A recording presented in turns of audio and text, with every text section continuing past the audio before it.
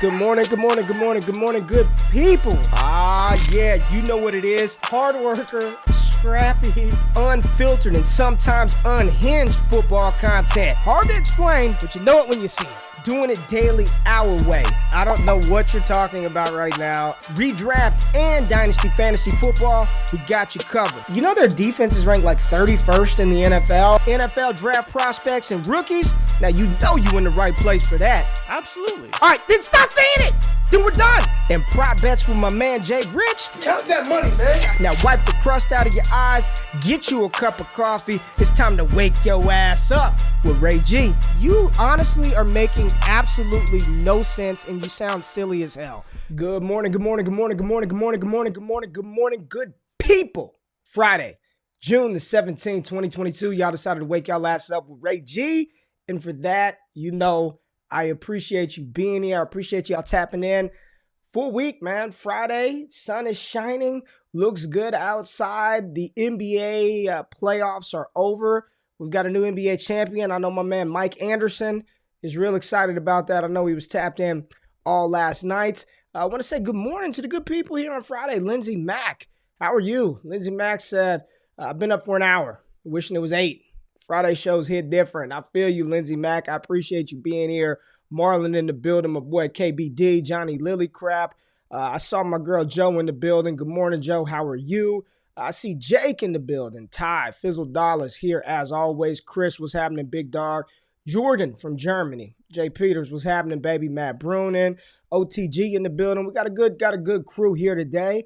And I'm excited to go over some of these running back props. And the way that we like to do these is kind of look at them as projections, right? Let's kind of talk through it, not just from a betting standpoint, but just if these are the numbers that are set for these players, how should we? And we know it's early, things are going to change, but how should we be reacting or projecting these players when we're throwing them in our lineups this fall? So, Jay, how you doing this morning, my friend? It was a good game last night. Sort of, kind of, not really, but the Warriors got it done. How you feeling, Jay? I'm good, man. Like you said, it was a pretty good game. It got out of hand early. Yeah. I was up late for other reasons. I'm not going to get into that right now because I'm still upset. But I will say that I'm very excited to see the Warriors win. I did bet on the Warriors to win, so that made a little bit of money off that too, which is good. What were you doing up late, man? You said you don't want to get into it. What were you doing? You want to get into it? You want to get into the agony that I was going through last night? Up late. I don't know what was going on, so tell the people. So last night, I was excited, right? I don't know if you saw on Twitter, Ray. OVO Sound tweets out. Oh. Drake. Oh, dropping an album. Oh. Dropping an album. Oh. Okay, Drake, what do you got? Last one was kind of a letdown. What do you got? Bro, when I'm talking about 13 straight skips, I'm not kidding. I'm not joking. Yeah. One of the worst albums probably Drake will ever put out in his entire life. I'm excited it's Friday. I'm excited to talk about NFL. I don't even want to talk about it. If you want to know how I really feel about Drake, check the timeline. It's all out there. But yeah, man, I stayed up to listen to this album and it was terrible. So I'm very upset, but I'm happy to be here today. And good morning to everybody who is tapped into the show. I'm excited for the NFL props today. People were a little disappointed by why you were up late. Everybody was like, do tell. And you're like, I was listening to Drake, and everybody was just like, oh, we thought you had a little more exciting things going on last night. But unfortunately, no. Okay. I will recap it on Monday because I will be at a bachelor party all weekend. So hopefully I'll have some better stories come Monday. Okay, well, not too good, but yes, the Drake album was not good. But neither here nor there. It was definitely some time we wish we could have gotten back. But the Warriors, man, congratulations to the Golden State Warriors, our 2022 NBA champions, 2021-2022 NBA champions. Steph Curry gets his finals MVP, man. What'd you think? I think I saw a stat this morning. He averaged like 31, 5, 7, and 5 throughout the finals. What are your thoughts, man? I thought maybe Wiggins had a little bit of a shot. He played good ball, but did you see after the fact they were like, Wiggins, you're going to get your bag. You're going to secure your bag. He's going to get paid. But what'd you think about the Warriors overall? Let's give some props to Golden State, man. 4 NBA championships in 8 years, 6 finals in 8 years. When you talk about dynasty, does this cement them in dynasty territory?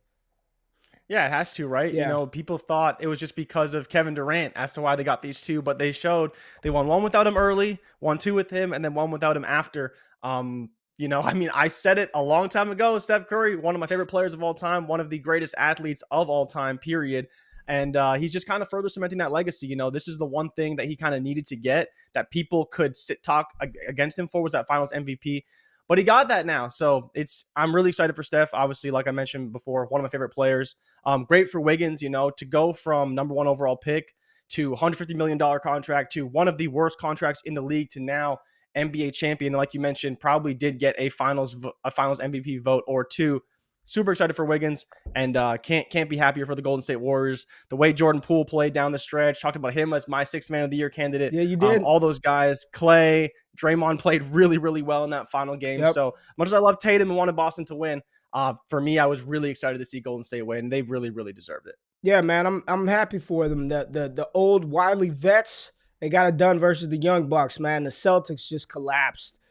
Just turnovers galore. And if you talked about those turnover props, you took those turnovers, and it was a good thing. So, congrats to the Golden State Warriors. If you're a Warriors fan, probably you're fair weather, but congratulations to you and your fan base as well.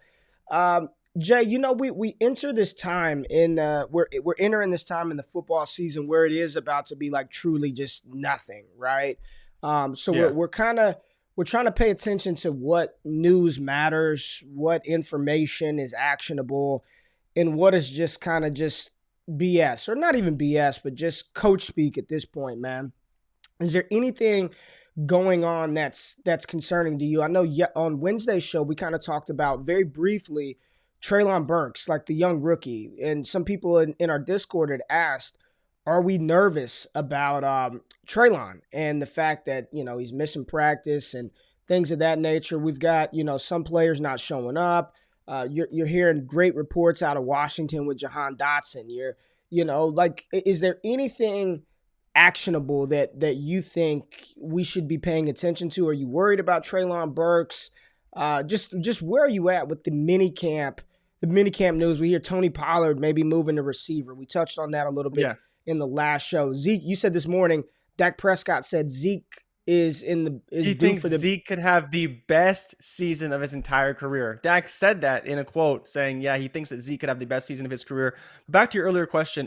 Let's start with Treylon Burks. He's still sitting out practices, right? He's dealing with complications related to asthma. And like I've talked about on this show, it shouldn't be a problem, but when you're introduced to new environments, potentially it could be a problem and you have to adjust. And, it depends on the severity, of course. And like, I have pretty severe asthma, but I don't know, right? And it depends on kind of how it impacts his body, because people may not understand, but like it could be a multitude of things. If you are allergic to certain allergens and that gets in your lungs, that can cause asthma as well. And so all those things can compound and make things worse for him overall. And my concern today, no, because this is where medicine, doctors kind of come into play, and they need to be able to get him right? In the same ways that we see players like Ryan Clark who can't play in Denver because of some of his medical complications, and there's nothing really that the NFL or doctors can do. There's certain things that you can do related to asthma that can help you out. And, if he needs to take those measures, then maybe they get there. But obviously the doctors will want to get him there naturally. And then if they have to go to more exhaustive measures, I think they'd be willing to do that. But overall, I'm not too concerned right now. For me, again, it's about the knowledge and the reps, not so much about his availability overall as it pertains to the season. But I think as far as right now in training camp and mini camp or OTAs, whatever you want to call, you want to go into that? Well, let me ask you. I heard Dr. David Chow, Pro Football Doc, injury doc, and he was discussing J.K. Dobbins, right? I think for me, over the past couple of days, J.K. Dobbins is the name that sort of, I don't want to say question marks because we don't really know, but apparently he not only tore his ACL, but the LCL was damaged as well. And there are a lot of medical people, and let's take that with a grain of salt, because these medical people aren't in the building with these athletes, with J.K. Dobbins. They're not his trainer. They're not his the person who operated on him. But they're saying that they'd be shocked if he was ready to go by week one. And if he is, it's going to be limited sort of reps because of that LCL injury. And then 15 minutes later, you hear Jim Harbaugh, and I believe the quote exactly was, we hope to have them ready for training camp. Like, we think they'll be ready for training camp by Gus Edwards and J.K. Dobbins, and we hope to have him back by week 1, or is on schedule for week 1, hope to have him participate in training camp. Like, if you're not going to participate in training camp, I don't know how that, I don't know. You still got 3 preseason games. Did they change it? Is it 3 or 4 now? I think they changed it to 3. I think it's 3 now. 3 preseason games. Sure it's 3 now, yeah. But longer story short, what are your thoughts on Dobbins and that injury? And is that a player you're willing to invest in today? Or is that somebody you're like, you know what, I want to wait and see how training camp unfolds for Dobbins. I want to wait and see him actually I've been having this conversation with multiple people, man. You know, these cats coming off of injury. J.K. Dobbins, Michael Gallup, Chris Godwin that had these ACL tears, Logan Thomas. My thinking is, like, if you're a contending team, and I had this conversation with my man Dynasty Barry with a player like Chris Godwin, right? And you're in your mind, you're like, I'm holding him for the long run, right? Like, I don't need him to be ready at the beginning of the season. I need Chris Godwin for my fantasy playoffs, week 14, week 15. My counter and my challenge to that, Jay, is even if he's back by then, Tampa Bay is going to be a good team, right? We project Tampa Bay to be one of the best teams in the NFL. If you're the Tampa Bay Buccaneers, what makes the most sense for your franchise, for Tom Brady, for your team? To roll Chris Godwin out there in week 16, week 17, and give him a full allotment of snaps? Or kind of take the Cam Akers approach where they just kind of slowly roll him into the back half of the season, but the real goal is to have him ready for the playoffs, because we know once these guys come back from ACL tears, it normally takes a full year for them to become the player that they were prior to tearing their knee up. So my question is, do you even, if you're a contending team, if your team is ready to go get it this upcoming season, do you even want to hold a Godwin, a Dobbins, or is the more prudent move to be like cash out on the value that you can get on those guys now? Because Chris Godwin's got a cult following. People love him. He's a great player. But I'm not expecting much from these cats coming off of an ACL tear. Definitely not early. And if they're in contention, if I'm Tampa Bay, I'm not throwing them out there 90% of the snaps in week 16 and week 17, right? Like, I'm making sure he's ready for my playoff push to win another Super Bowl. So, long-winded way of saying, like, J.K. Dobbins is in the news. Is that news that you're concerned about? Is that news that is actionable? Or is that still, I'll wait and see how it plays out? So I think just kind of to take an overarching approach to your question, I think we have to treat running backs and wide receivers differently, right? Because they do play different positions, and I think that I would approach them differently from a value perspective, whether or not I would hold one or the other. But we'll start with Dobbins, right? And the thing with him right now, especially in Dynasty, is that he's still got a lot of value. He's still valued by a lot of people as a top 10, top 12 guy. And at that value, I would be considering cashing out if you can get, a first round pick for him, maybe next year, or, kind of kick the tires on what could be for J.K. Dobbins, because like you're saying, there's a lot of people who don't think he may necessarily be ready, while John Harbaugh is hopeful. Like you said, the quote was hopeful for Dobbins, Gus Edwards, and Ronnie Stanley. On top of that, the three of them haven't practiced, obviously, all training camp and mini camp so far.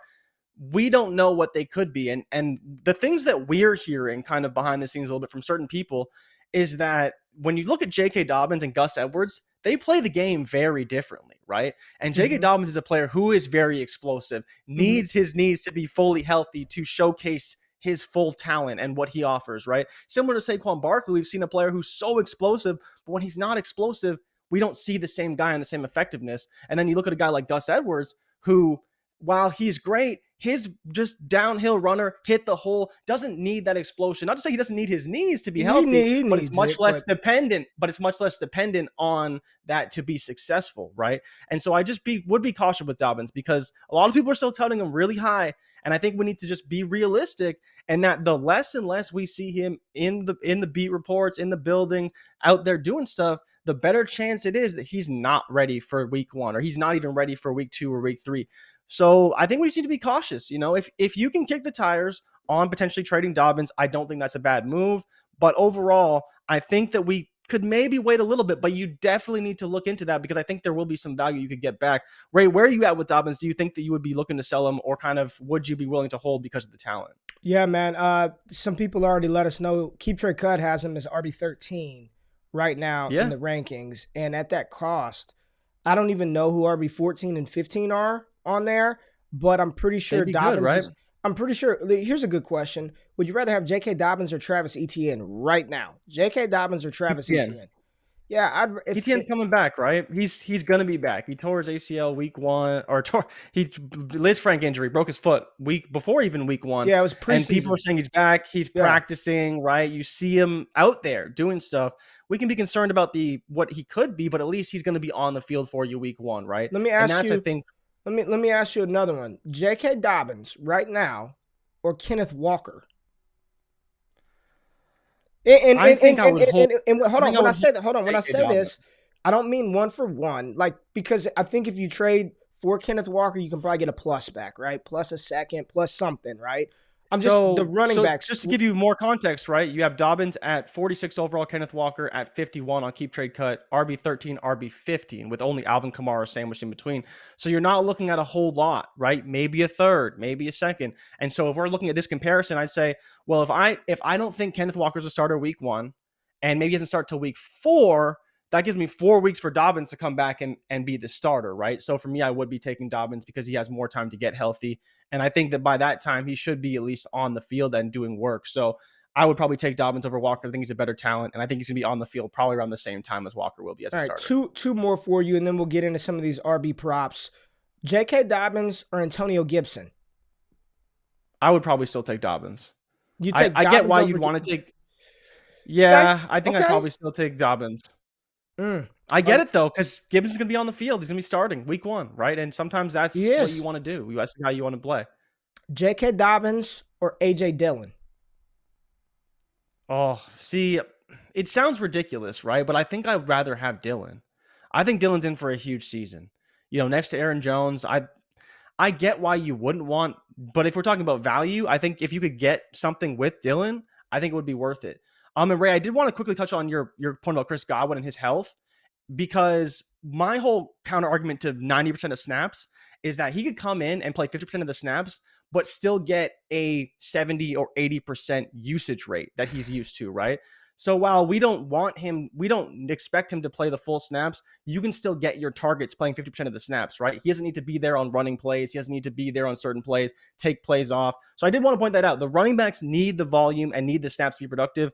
For the wide receivers, they can play 50% and they can still be pretty damn good, because obviously if he's playing, Brady's going to be getting him the ball and he'll be playing for a reason, like you're saying, limiting the snaps, limiting the action, but still be pretty effective. Not full go, but maybe it could be 75% with 50% of snaps. But my question to you is, man, would you ever feel comfortable if he didn't do anything and then week 16, they're like, Godwin's going to play this week? Would you even feel comfortable putting him in your lineup? Would you at that point? So if you're not even going to feel comfortable putting him in your lineup, then if you're a contender and you can I saw somebody trade Chris Godwin for the 103, which could be, if Breece is off the board, London's off the board, it could be Drake London, it could be Kenneth Walker, it could be whomever right there at the top at 103 and a 2023 second. Would you do that for Chris Godwin right now? 103 in 2022 and a second rounder in 2023. Would you do that for Godwin on a contending team? Maybe, because I don't think it's the same gamble, but it's still a gamble. Like, we don't know that these players are going to be producing at that. Like, if you're telling me that Godwin comes back, I'm probably expecting him to get me somewhere in the range of 8 to 10 points, like 4 receptions, 40 yards, and has a shot at the touchdown. Yeah, I think that Drake London can do that? Of course, but I don't think it's any more of a guarantee that he gets more work than we're going to see from Chris Godwin when he comes back. Because if he comes back, I'm expecting him to be good, right? Not really good, not 15 points per game, 20 points per game, but I think we will be effective in use, right? That's just how I see it. I think the only one, I don't think I could take Dobbins over Gibson, man. I don't know. Maybe I'm just dug into this hole, but I'm not as bearish on Antonio Gibson as it seems like my man Josh Larkey put out for this season, though. That's for this season. Yeah. I'm assuming, right? Yeah. So that's the issue. Is that one? Okay, so you have Gibson now, but by the end of the season, you know that you may be looking to sell, right? Even in season, you may be looking to Maybe, sell. yeah, So yeah. that's one of the problems. I'm Or with with you, Dobbins, you're Lindsey not. Mack. If you're holding him, you're not selling. So much Gibson. I don't. I truly. There may be something I'm missing with this. Like I'm being. Maybe I'm missing, overlooking important details. I just don't. I don't see him being as bad as everybody thinks that he's going to be. I don't get it, man. Josh Larkey, that's my boy. That's my dog. But talk to him and be like, why'd he make that damn TikTok about Gibson, man? Dynasty Barry said, I think the bigger conversation piece for me on Godwin, past the concept of playing or not entering my lineup in 2022, is the outlook in 2023 and beyond. Why take the 2022 season loss and QB transition? And it's another good point. What's Tampa Bay going to look like next year? You think Brady's back, or is this Nope. it?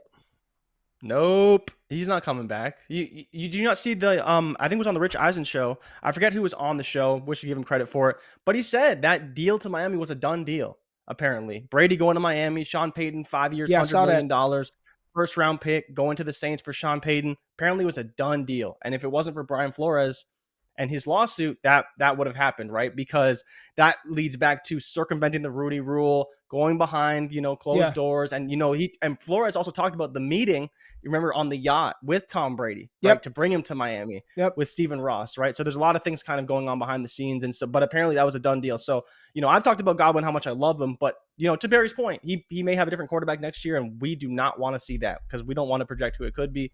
And that's not going to be a good spot overall if we're seeing Mike Evans and Chris Godwin with a different quarterback. Going into next season, he'll be 27 years old. So still young. Going into next season, he'll be 27. So it's interesting. I would say, like, if I were going to give some advice right now for where we're at, is I would say be patient with some of these players. It's June, right? It's mid-June.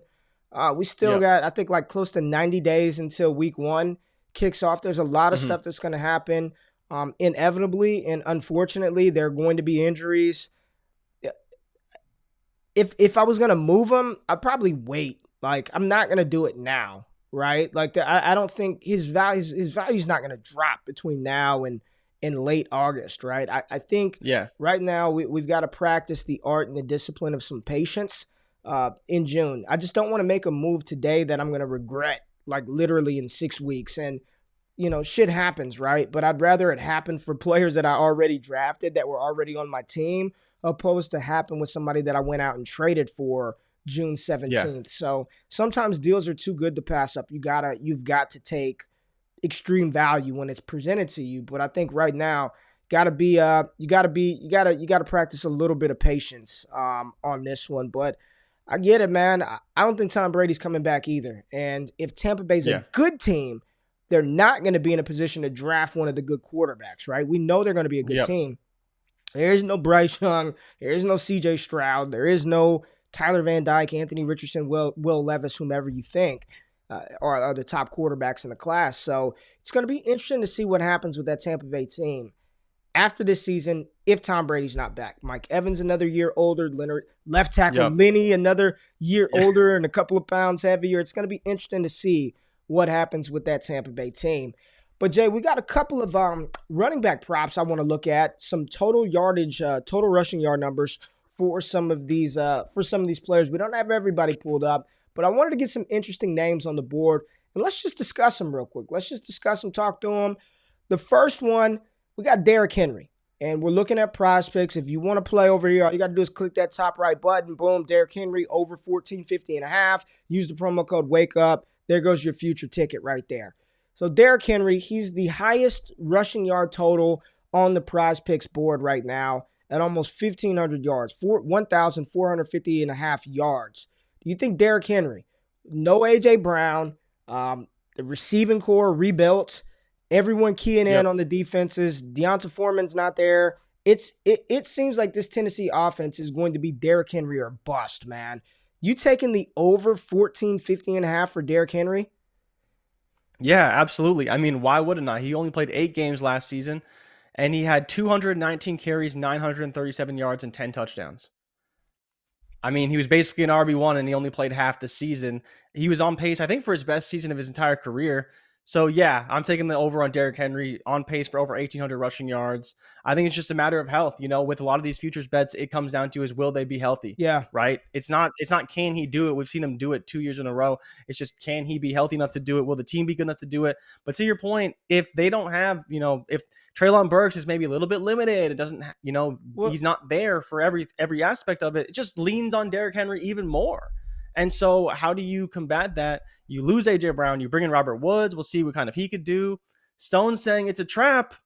I don't know, man. I think he's got a really good shot. And didn't they lose multiple offensive linemen too? I think Tyler Conklin is no longer there. I think they lost I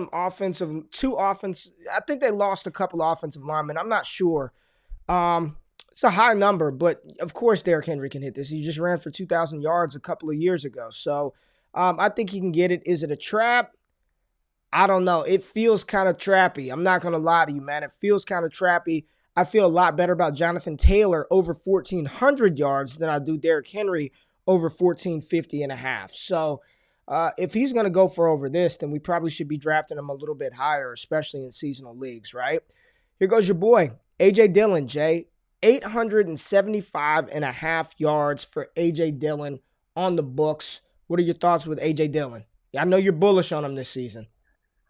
I think there's a very real possibility he does this.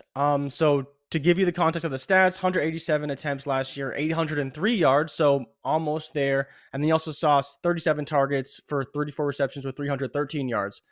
We know that Green Bay is probably still going to be a good offense, regardless of whether they have Devontae Adams or not, but they're going to be leaning more on those two backs, right? They're the two most tenured. Well, Aaron Jones, the most tenured player probably on the roster, probably the best player now on the roster as far as a talent perspective. You have Allen Lazard there. We'll see, what can Sammy Watkins bring, but I think it'll just be a two-man show in a lot of ways of A.J. Dillon and Aaron Jones.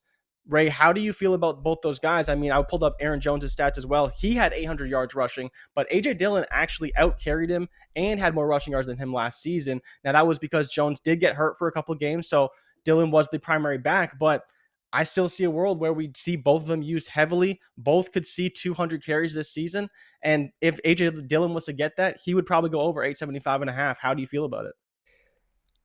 What's interesting to me is there are no lines up for Aaron Jones in his rushing yards, but they have something projected for Dillon. I think this is an over, man. I was not the biggest A.J. Dillon fan coming out of Boston College. Wasn't, I was not. I thought he was a limited rusher. I thought he was just a north-south kind of guy. He's got great speed to be as big as he is. He didn't run as physical as his stature would suggest. But he's looked good in Green Bay. And maybe that's being on a good offense with a good quarterback, having a good running mate in Aaron Jones. Mm-hmm. I like it a lot, man. I think this is light. I think he could be easily 1,000-yard rusher this year, like right there at 1,090, right? Close to pushing 1,100 yards in an offense that's devoid of a true number one wide receiver that may have to focus a little bit more on the running game using Aaron Jones in more of a complementary receiver role. So I like this for A.J. Dillon. Again, wasn't the biggest fan coming out of Boston College, but my evaluation pre-draft of A.J. Dillon means absolutely nothing at this point. If he's going to get the opportunity, if he's going to be one of the primary ball carriers in that backfield, then I think this number is super light, and I'd be taking the over on A.J. Dillon for sure, man. All right, we got a quarterback, Lamar Jackson, 950 rushing yards, over under, damn near a rack for Lamar this season. How we feeling about Lamar Jackson? 950 and a half rushing yards this season. If he does this, man, he's locked and loaded high-end QB1 again, right? Like, how high would you take him? Of course, I think at the top you've got, Allen and Mahomes and Herbert up there, but why not Lamar as QB4? Why Burrow over Lamar? Why? I know the passing, but a lot of people are saying Joe Burrow's due for some regression this year. He was like top 3 in every advanced passing metric, and that's just not sustainable to be that good, right? But damn near 1,000 rushing yards for Lamar. Where you at with Jackson, man? This one is close, man. So, Ray, I think my first question to you, quickly to kick it to you, is how many games do you think Lamar plays this season? 14, 15. So, to give you some context, Lamar Jackson's gone over 1,000 yards 2 seasons in his career. Both those seasons, he's played 15 games or more. So, you're basically hoping he plays 15 games, and he's probably going to go over that number. In his MVP season 2019, he had 176 carries for 1,206 yards. And then 2020, he had 159 carries for 1,000 yards. Last season, only played 12 games, but did have 133 carries for 767 yards. That slightly would have been under if you projected out to 15 games because he did have a lower yards per carry. But if you think he can play 15 games, chances are he's got a good shot to go over in this one. I think the only issue where I struggle with the line itself is that how does Baltimore ultimately play this year? Is he going to be able to run and play from ahead, or are they going to be playing from behind again like they did a lot last year and have to throw the ball? That's kind of where it makes it a little bit trickier. If you think he plays 15 games, though, he's got a real shot to go over. I'm just a little bit worried about the defense. How many and how they attempts did he ultimately have? play. How many attempts when he had 1,200 yards? 150 something? 176. 159 to go over 1,000 in the other season. And in 2020. 1,200 yards on 150. Austin Ekeler could It was never. 6.9 a carry, 176 rushing attempts, and 1,200 yards. Bro, He could absolutely that's nuts. do it.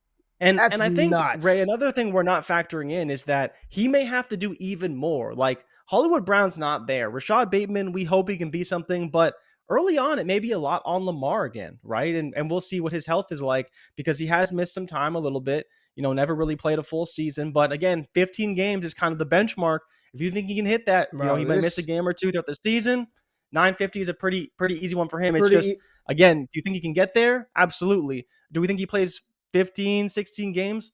Hopefully. But if he's playing 14, 13, last season he played 12, he was, right on pace. So 950 is a great line, and it may be one that I stay away from, but I don't mind it overall. Man, I kind of like it. And you got to remember, too, I think they lost 2 offensive linemen before the season as well. I know Ronnie Stanley was hurt.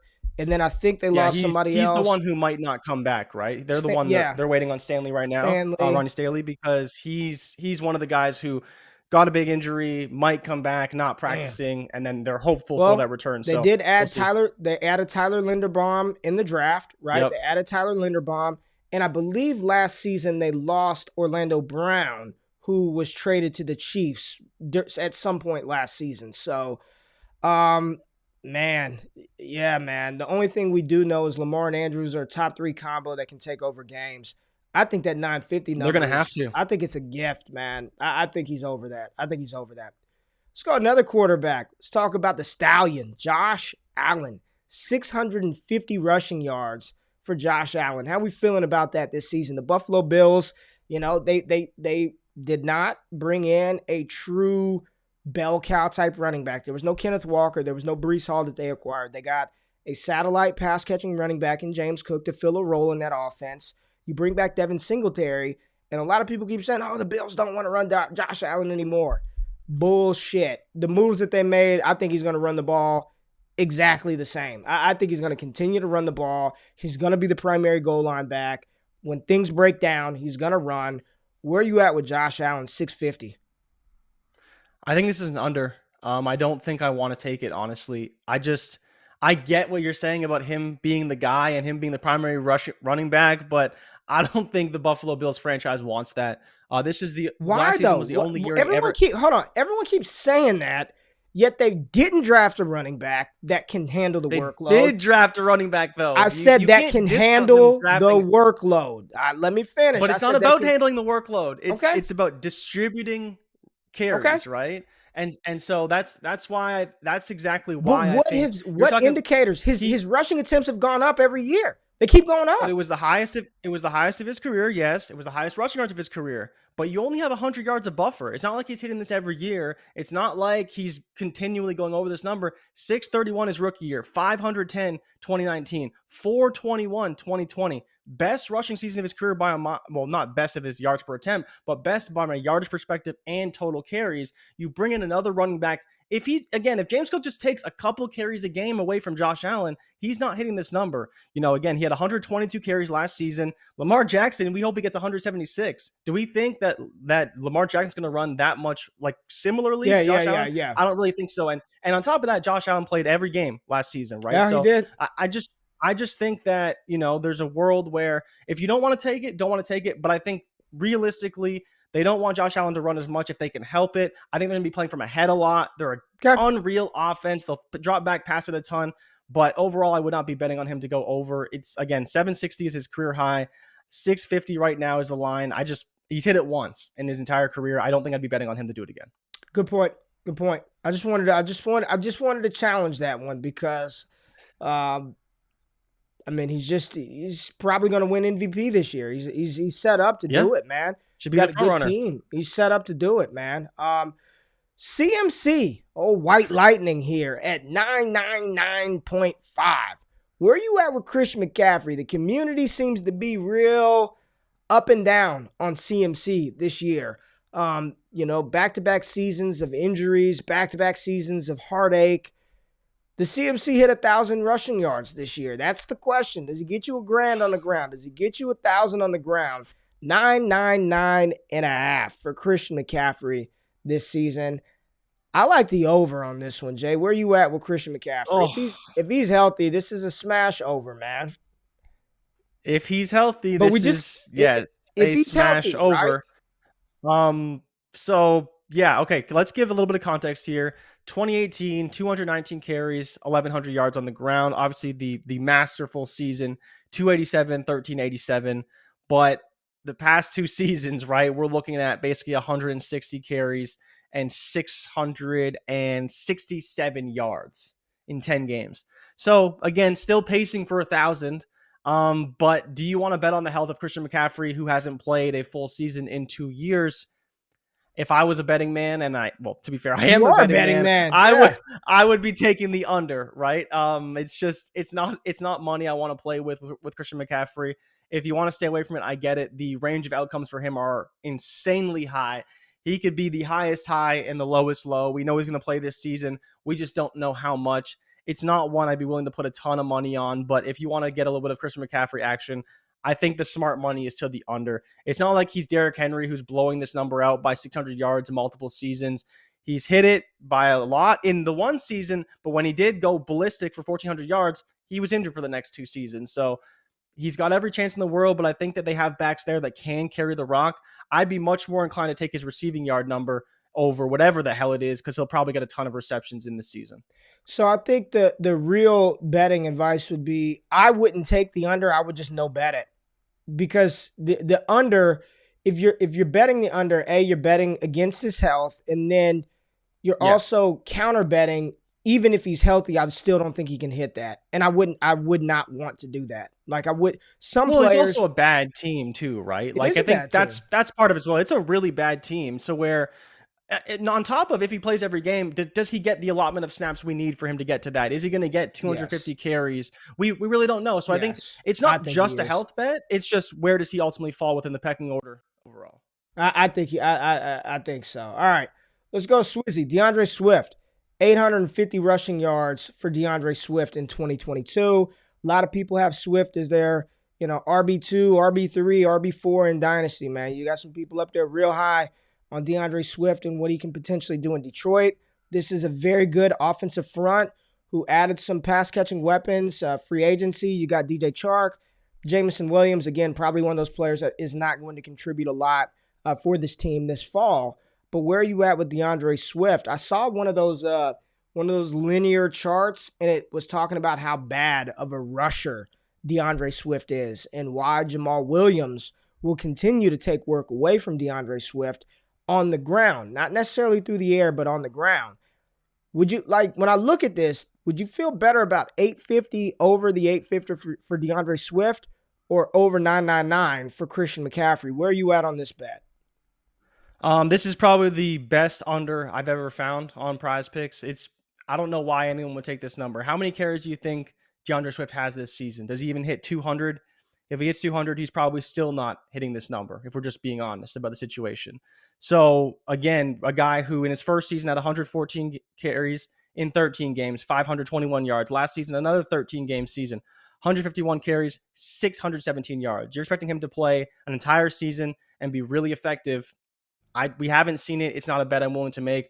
I think it's an easy under. He's been banged up. He could be healthy. And to your point, Jamal Williams is still a better running back as a rusher than DeAndre Swift is to this point. Do I think that Swift is supremely talented? Absolutely. But it's not a bet I'm willing to make to tell him going over 850 for a guy who hasn't even come close in his career. And especially because there's no report saying that he's going to be the clear running back. And so that's part of the problem too, is there's no indication that he's going to be a primary rusher this season to where he will see the workload we need him to get to 850. Been ineffective on the ground, hasn't even come close to hitting this number yet. It's just not a bet I can make. I'd be taking the under and probably assuming he misses a couple of games because he's shown that over the past 2 seasons. Yeah, I'm with you, man. I love DeAndre Swift, but I'm not taking the over 850.5. Can't do it, man. And I guarantee if we pulled up the Vegas odds, it'd probably be juiced to the under right now. I think it'd be juiced to the under. I love him. And here's the thing about it, though. Make no mistake about it. Still very effective in fantasy because he's so good catching the ball, right? So good as a receiver, right? And Matt Bruning just said reports on Swift have been they are wanting to use him more as a receiver and in the slot. Yep, yeah, it's where he excels. Why not, right? Using him as a running back doesn't make sense. He hasn't shown the ability to maintain the workload and be healthy, so you might as well use him where he can be effective. Yeah. I think it's an under too, Jay. I think it's a clear under for DeAndre Swift, 850. Najee, 1150.5 for one Najee Harris, who Pittsburgh said they want to dial him back, right? They want to dial the rush attempts back for Najee Harris. I call bullshit on that. They're gonna ride him into the ground again because who else are they gonna give the ball to in that backfield? Where are you at with Najee, 1150.5? I think this is an over, Jay, but I don't even know if we got to talk about it for a long time. Where are you at? You think it's an under? I think it's an under. Yeah. No. Not because of the snaps. Right? He had 307 carries last season. He's getting 300 again, Jay. Well, he's getting it again. Though. He's getting it again.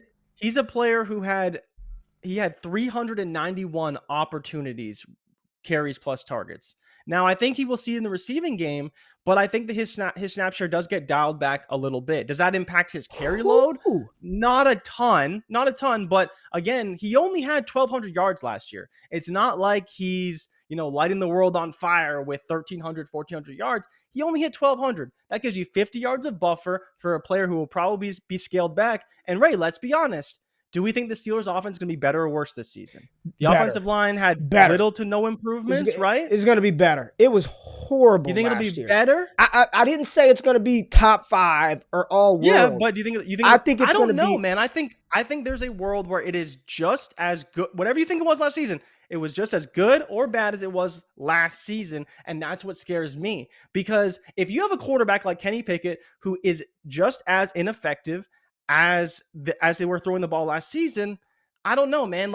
You have to key in on Najee because you want to dare the quarterbacks to throw the ball now. Before you would dare Ben a little bit, but he could still get on you. Carpentier says they ain't throwing the ball 650 times again. This is a 550 pass attempt offense with Trubisky and Pickett, which I totally agree with. I think they're going to throw the ball roughly around what Hurts did last year.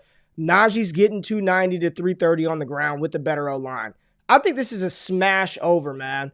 I think this is, I really do. And you talked about it a couple of players ago, and you were talking about running back being a volume bet. Even if it's inefficient, Najee has not, throughout his career, the one thing that one of the best skill sets that he has demonstrated is his ability to be available. He just doesn't get hurt. Yeah. He's young. Most running backs have that boom year 2 season. I think 1,150 yards for Najee Harris. There's no way on God's green earth I would smash an under on that. I think it's either an over, or if you're not confident in it, take the no bet, but I would not put a damn dollar on an under for Najee Harris when I believe he's getting 290 plus carries again. There's nobody else. They are not going to let Trubisky and Kenny Pickett throw the ball as haphazardly and recklessly as Ben Roethlisberger did last year. It's not happening, man. It's not happening. But So well, there's no it Jay. may not happen, but I think the problem there's- is that they still need to try and win games. And if they can't run the ball, they have to throw the ball. I completely agree with what you guys are saying, but in the same breath, it's like just because they can't throw the ball doesn't mean that they can just give Najee a ton of carries, right? Yes, they because will. that may not win them games either. Doesn't matter. That They're may not. help them They get don't there, have. so. They don't have the player to throw it. It's Trubisky and Kenny Pickett, and apparently, it's not even a quarterback competition. I don't know if you saw the report, but they're saying the competition is all a facade. That it's Mitch Trubisky is starting this season. So we got a couple of super chats to get to. So I want to get through the last couple of these props real quick. You know we weren't going to get out of here without talking about Antonio Gibson. And this line, Jay, actually dropped on Prizepicks. Yep. It was 1150, like in February. Was it 1150 or was it 11? It's 1050, I think. 1050. Yeah, because I bet the under on it. It was 1050. Yeah, I talked you into the under for that one. I took the under, and now they dropped it again, man. They dropped it to 850.5 for Antonio Gibson. What do you think, man? What do you think? I don't know if I could take everybody out there. Take the under, they dropped it 200 yards, man. 200 yards. Yeah. And I wish I could find the tweet because I know that 4for4 put out projections and they were looking at, futures props, stuff like that. And Antonio Gibson was their reference mark, right? And they were talking about the tweet was showcasing, this is our tool. You can look at the futures props based off our projections. And he was projected for like 737 yards. And it was still like a massive under even from this number. And I'm just like, I don't know what to make of Antonio Gibson. I really don't. He could easily hit this number. Stats last season, 258, 1,037 yards, 7 touchdowns. I think that's why I talked you out of it last season, right? 250, still didn't hit the over. He's had some availability issues, but for the most part, been pretty healthy and been a workhorse on top of that. I like Antonio Gibson. I think this 850 is a perfect number for him because he could easily go over. And some people think he could go under if he doesn't get as much rushing work. But I don't know where he's going to end up on the spectrum, right? It's why I'm not drafting him. It's why his value is low. People are down on him. Don't love it overall. I'd be staying away from Gibson. I just can't quite get there. But I think, there's a good shot he goes under. There really is. But he definitely has a shot of going over as well. But the football therapist said 50 yards a game.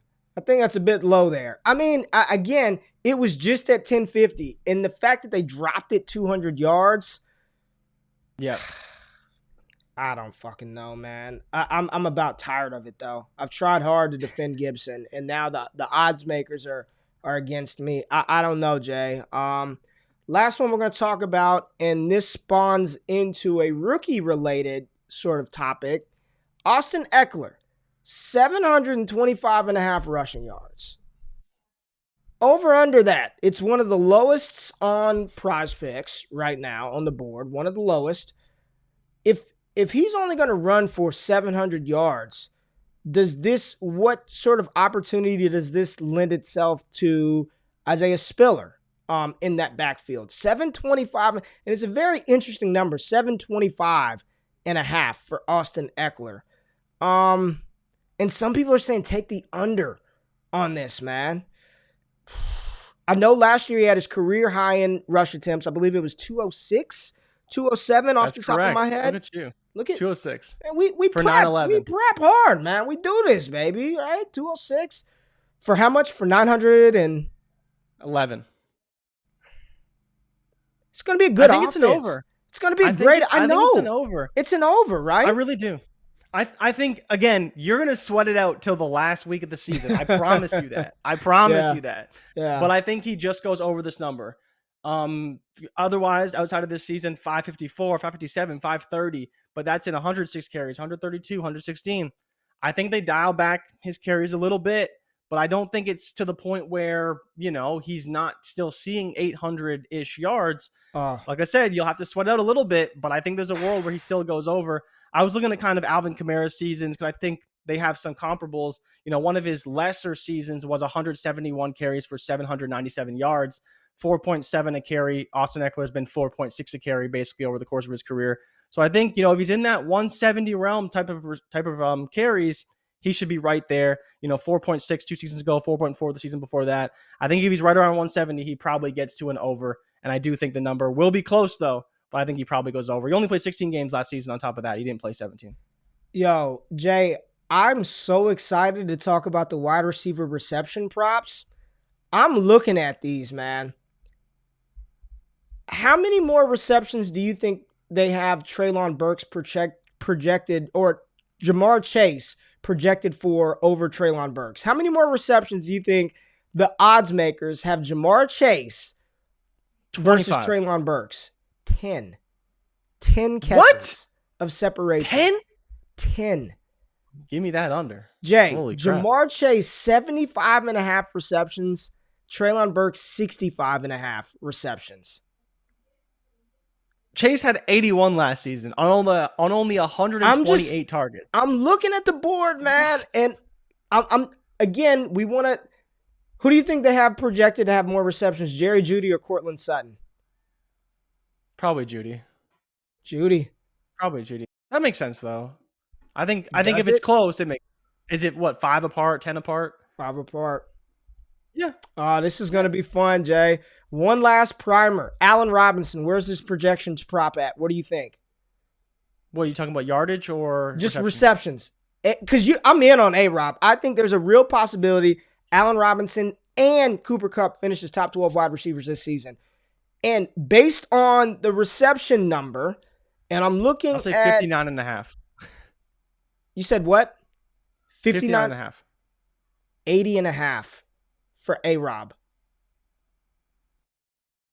80.5. No way, man. 80.5? I'm telling you, dude, why would they not? They're gonna air raid and if Cam Akers isn't that dude, Darrell Henderson's not healthy, there is no little Scooter Kyron Williams, they're just how gonna many air seasons it has out. A-Rob had 80 receptions? Probably not a lot.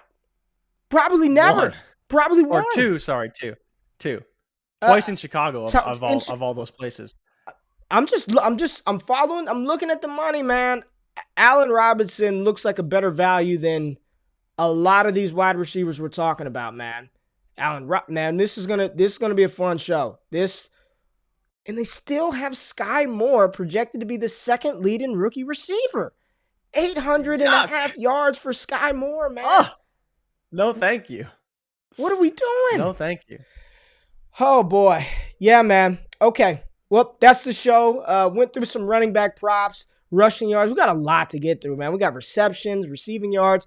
And it's fun to think about these in the context of what these players are going to do for us this fall.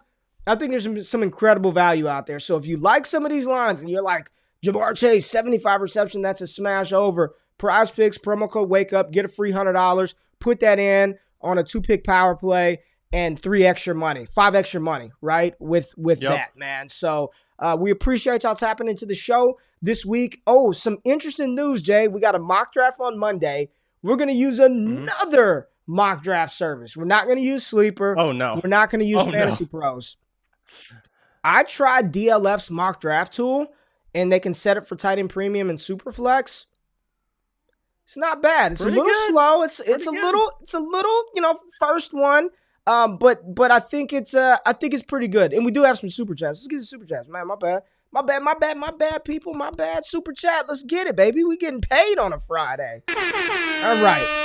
Ty says, what side we like more for Dynasty? Keenan Allen, Mooney, and a late 2023 first, or Jalen Waddle, Allen Robinson, or an early 2023 second? So Keenan, Mooney in a first, Waddle, A-Rob, and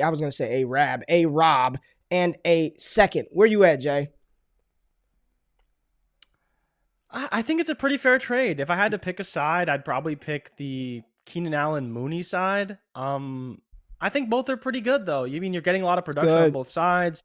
Best players probably Waddle, right? A-Rob should produce. It's really close for me, honestly. I think I may take the Keenan Mooney side, but I get it if you want to take the other side. You want Waddle as that prize piece.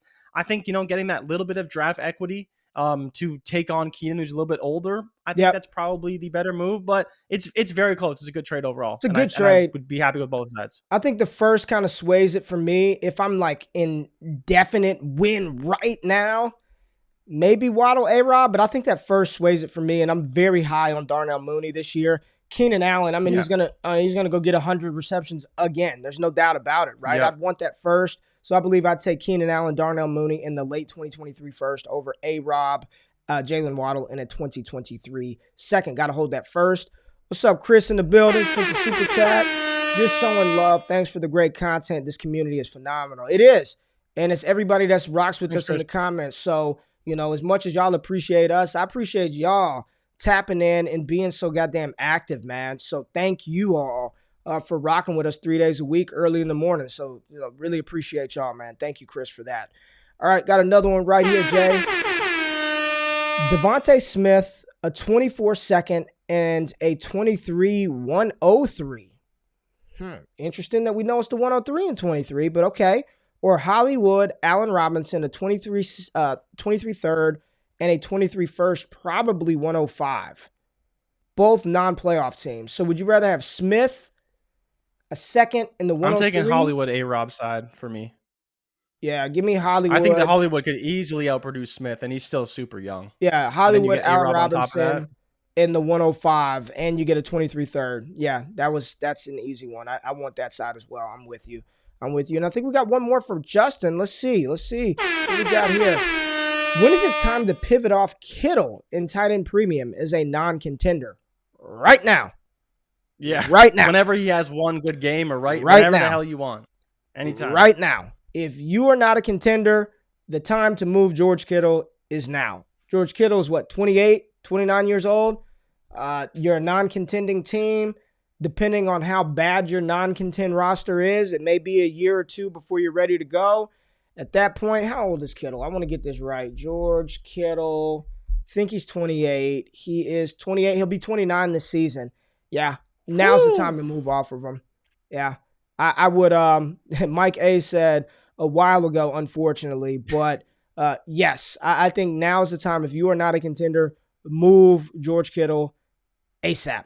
ASAP. So, yeah, appreciate y'all tapping in. Thank y'all for the super chats. There was somebody who submitted one yesterday. I screen grabbed it, but the background on my computer is chaos. I can't find the damn thing right now. Maybe, let me see, Jay. Is this it? No. Is this it? Yes, I did. It was Justin. Look at this. I saved it, Jay. Look at this. I saved it because we saw it the other day. He asked this yesterday, so he asked it twice. So I'm just going to answer him 2 times since he sent 2 super chats. He asked a different question. The desired max value. What would you want back for Kittle? What do you think you can get second back? If I could get it. He's still a top 3 tight end, right? I think so. To give a little bit more context to this question, I think the issue is, Ray, is would you go into the season and wait to sell him in season? Because I think I would. I don't think his sell window is immediate. I think you need to wait for him to have like a 150-yard game, 2 touchdowns, go monster Kittle for a couple weeks. Yeah. Like to your initial answer, you do need to think about selling him immediately if you don't have a top guy, right? And by immediately, he's got the upside. By immediately, I didn't mean like right this minute. Fantasy Draft Room says, hell no, he ain't top 3. Do you think Kittle can be a top 3? I think he can. I don't think it's a question that he can be a top 3. Yeah. I think the funny part is like everyone has Kyle Pitts as top 3, but is he going to actually produce as a top 3? I don't think so. He's number 1, right? I don't think could so. easily outproduce him, right? So I think that's the bigger question. I don't think so. All right, Joe, we appreciate you. You take care as well. Justin, thank you for the super chats. Everybody, thank y'all for the support this week. Y'all know we love you. Make sure you tap back in on Monday, bright and early, 7 a.m. Central Time, 8 a.m. Eastern Standard Time. Great having y'all. We love y'all. Thank y'all. We out. Happy Father's Day, everybody. Happy Father's Day. Too, right? All the dads out there. Yeah. Tell me happy Father's Day, Jay. Happy Father's Day, Ray. Have a great weekend with your boys. There we go, man. Y'all enjoy the weekend. We'll see y'all on Monday. We out. Peace.